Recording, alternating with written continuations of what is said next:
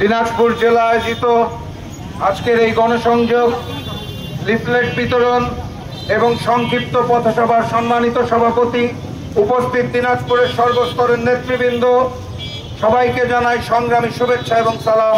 আসসালামু আলাইকুম।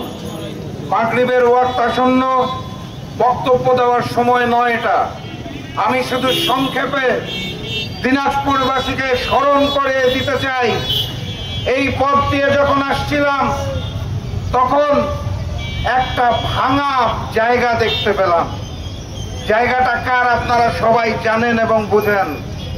কথাবার্তা পরিষ্কার, আল্লাহ ছাড় দেয় কিন্তু আল্লাহ ছেড়ে দেয় না। অতীত থেকে শিক্ষা নিতে হবে। ভবিষ্যতেও যদি কেউ মজলুমদের বিপক্ষে দাঁড়ায়, বাংলার জনগণ ইনশাআল্লাহ একত্রিত হয়ে প্রতিরোধ করবে। হাজারো শহীদের রক্তের বিনিময়ে যেই নতুন বাংলাদেশ এসেছে, সেই বাংলাদেশে আওয়ামী লীগের রাজনীতি করার কোনো অধিকার নাই। অগাস্ট মাসের 5 তারিখে আওয়ামী লীগের কবর রচিত হয়েছে। যেই নৌকা ডুবেছে সেই নৌকাকে আর উঠতে দেওয়া হবে না। সংগ্রামী সাথী এবং বন্ধুগণ, ষড়যন্ত্র চলছে। ভারত থেকে ষড়যন্ত্র করা হচ্ছে। বাংলাদেশের ক্যান্টনমেন্টের ভিতরে MIST নামক যে শিক্ষা প্রতিষ্ঠান, সেখানেও ভারতীয় সেনাবাহিনীর 4 জন কর্মকর্তা এখনো কাজ করছেন। আমরা জানি শেখ হাসিনার আমলে রাজনৈতিক দলগুলোর মধ্যে, প্রশাসনের মধ্যে, সরকারি বেসরকারি জায়গায় ভারতীয় রয়ের এজেন্টকে ঢুকানো হতো।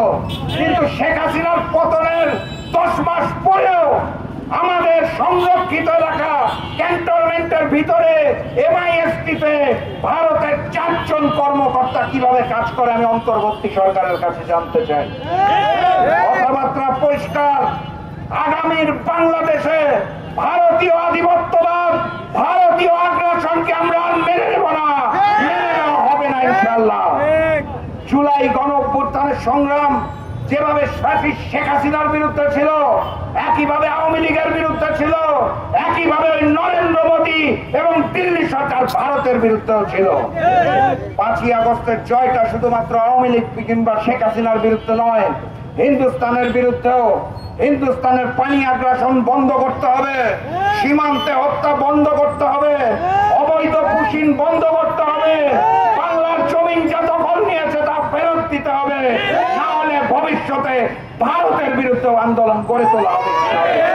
সংগ্রামী সাথী এবং বন্ধুগণ, বক্তব্য দীর্ঘায়িত করব না। সামনের মাসে আমার দিনাজপুরে সফর আছে, লম্বা সফর। তখন ইনশাআল্লাহ সবার সাথে ঘুরে ঘুরে কথা হবে। সেই পর্যন্ত আপনাদের শুধু স্মরণ করিয়ে দিতে চাই, আগামীর বাংলাদেশে কোনো বৈষম্য থাকবে না। আগামীর বাংলাদেশে আমরা চাঁদাবাজি মেনে নেব না। আওয়ামী লীগের মতো কেউ যদি চাঁদাবাজি করতে চায়, জনগণ একত্রিতভাবে প্রতিহত করবেন। কারণ এই বাংলাদেশের জন্য হাজারো শহীদ রক্ত দেয় নাই। অতএব আগামীর বাংলাদেশ ফ্যাসিস্ট হাসিনা মুক্ত বাংলাদেশ, আগামীর বাংলাদেশ ভারতীয় আধিপত্যবাদ এবং আগ্রাসন বিরোধী বাংলাদেশ, আগামীর বাংলাদেশ গণতন্ত্রের বাংলাদেশ, জনসাধারণের বাংলাদেশ ইনশাআল্লাহ। এই স্বপ্নালী বাংলাদেশের স্বপ্ন দেখে আগামী মাসে আপনাদের সাথে দীর্ঘ সময় দিব সেই ওয়াদা করে আজকের মতো বিদায় নিচ্ছি। বিজয়ের পথে যাত্রা শুরু, জীবন অথবা মৃত্যু। আসসালামু আলাইকুম।